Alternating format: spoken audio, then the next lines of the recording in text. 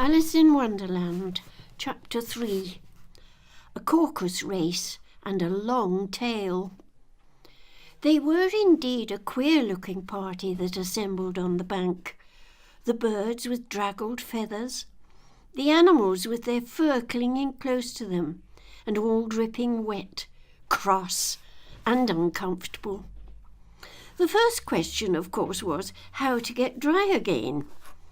They had a consultation about this, and after a few minutes it seemed quite natural to Alice to find herself talking familiarly with them, as if she had known them all her life.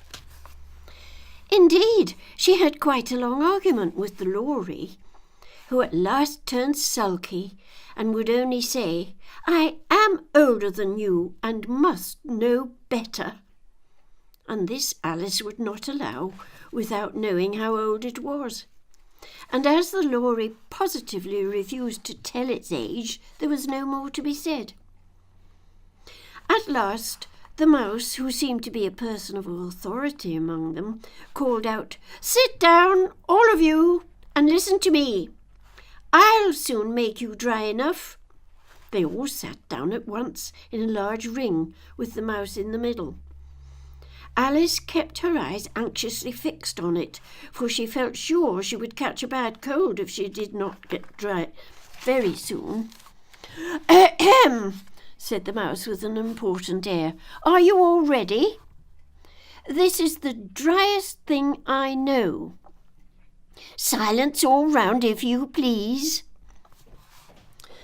William the Conqueror, whose cause was favoured by the Pope, was soon submitted to by the English, who wanted leaders, and had been of late much accustomed to usurpation and conquest. Edwin and Morcar, the Earls of Mercia and Northumbria— "Ugh!" said the Lory with a shiver. "I beg your pardon," said the mouse, frowning, but very politely. "Did you speak?" "Oh, not I," said the Lory hastily. "I thought you did," said the mouse. "I proceed. Edwin and Morcar, the Earls of Mercia and Northumbria, declared for him, and even Stigand, the patriotic Archbishop of Canterbury, found it advisable." "Found what?" said the duck. "Oh, found it," the mouse replied rather crossly. "Of course you know what it means." "I know what it means well enough. When I find a thing," said the duck, "it's generally a frog or a worm. The question is, what did the Archbishop find?" The mouse did not notice this question, but hurriedly went on. "Found it advisable to go with Edgar Atheling to meet William and offer him the crown. William's conduct at first was moderate, but the insolence of his Normans— How are you getting on now, my dear?" it continued, turning to Alice as it spoke. "Oh, as wet as ever," said Alice in a melancholy tone. "It doesn't seem to dry me at all." "In that case," said the dodo solemnly, rising to its feet, "I move that the meeting adjourn for the immediate adoption of more energetic remedies." "Oh, speak English," said the eaglet. "I don't know the meaning of half of those long words, and what's more, I don't believe you do either." And the eaglet bent down its head to hide a smile. Some of the other birds tittered audibly. "What was I going to say?" said the dodo in an offended tone. "Was that the best thing to get us dry would be a Caucus race." "What is a Caucus race?" said Alice.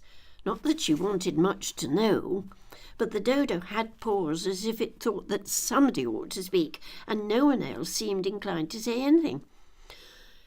"Why," said the dodo, "the best way to explain it is to do it.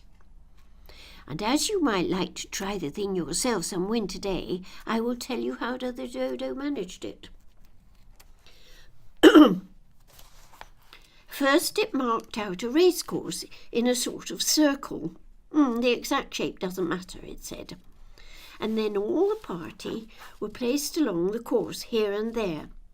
There was no 1, 2, 3 and away, but they began running when they liked and left off when they liked, so that it was not easy to know when the race was over.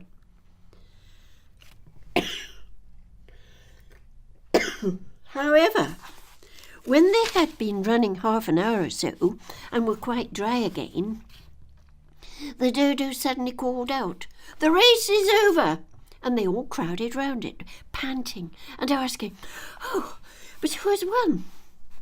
This question the dodo could not answer without a great deal of thought, and it sat for a long time with one finger pressed upon its forehead, the position in which you usually see Shakespeare in the pictures of him, while the rest rested in silence and waited. At last the dodo said, "Everybody has won, and all must have prizes." "Oh, but who's to give the prizes?" quite a chorus of voices asked. "Why, she, of course," said the dodo, pointing to Alice with one finger. And the whole party at once crowded round her, calling out in a confused way, "Prizes! Prizes!"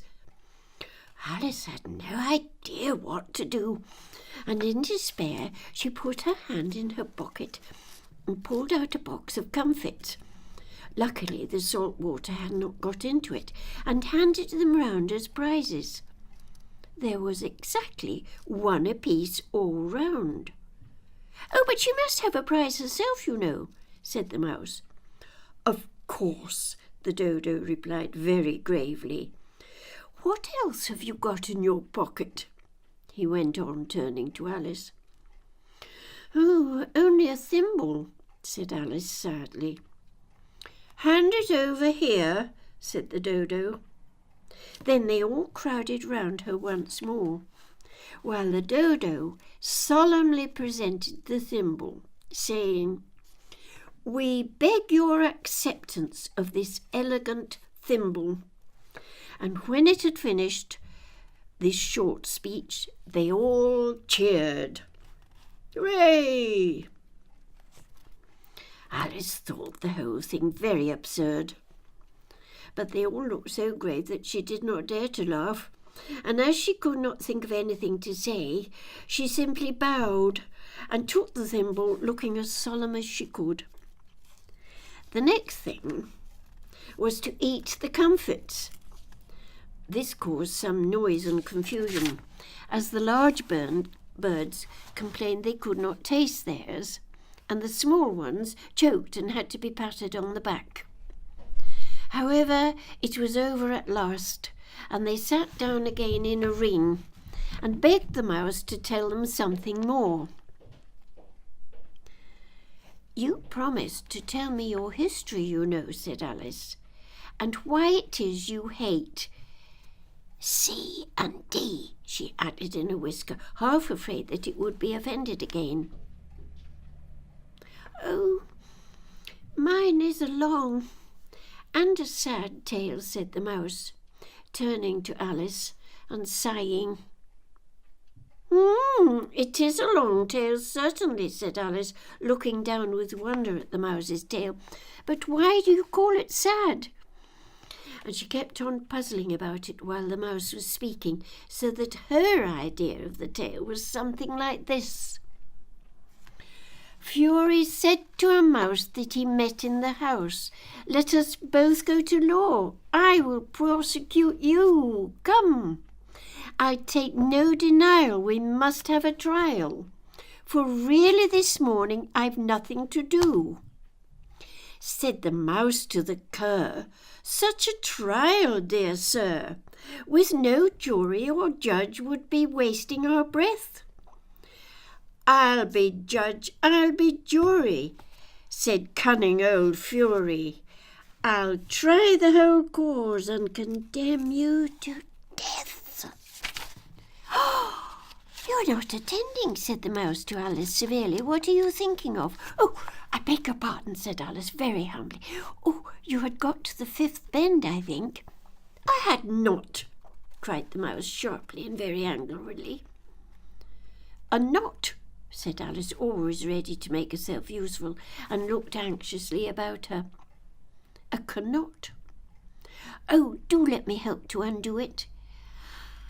I shall do nothing of the sort, said the mouse, getting up and walking away. You insult me by talking such nonsense. Oh, I didn't mean it, pleaded poor Alice. You're so easily offended, you know.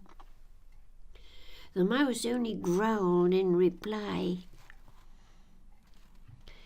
Oh, please come back and finish your story, Alice called after it, and the others all joined in chorus. Yes, please do. But the mouse only shook its head impatiently and walked a little quicker. Oh, what a pity it wouldn't stay, sighed the Lory, as soon as it was quite out of sight. And an old crab took the opportunity of saying to her daughter, Ah, my dear, let this be a lesson to you never to lose your temper. Oh, hold your tongue, Ma, said the young crab a little snappishly. You're enough to try the patience of an oyster. Oh, I wish I had our Dinah here, I know I do, said Alice aloud, addressing nobody in particular. She'd soon fetch it back. And who is Dinah, if I might venture to ask the question, said the Lory. Alice replied eagerly, for she was always ready to talk about her pet. Oh, Dinah's our cat, and she's such a capital one for catching mice, you can't think.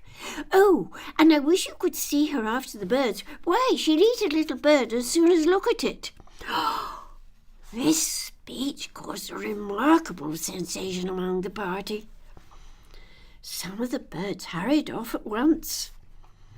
One old magpie began wrapping itself up very carefully.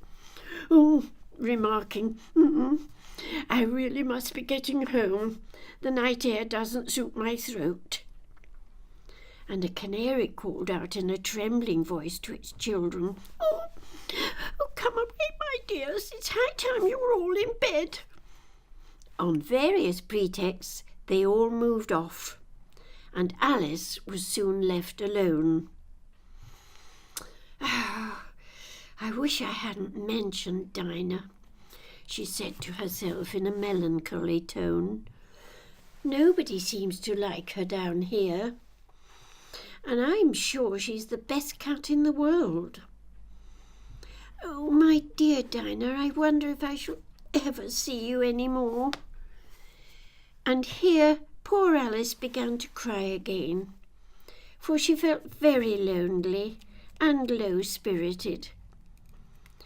In a little while, however, she again heard a little pattering of footsteps in the distance, and she looked up eagerly, half hoping that the mouse had changed his mind and was coming back to finish his story.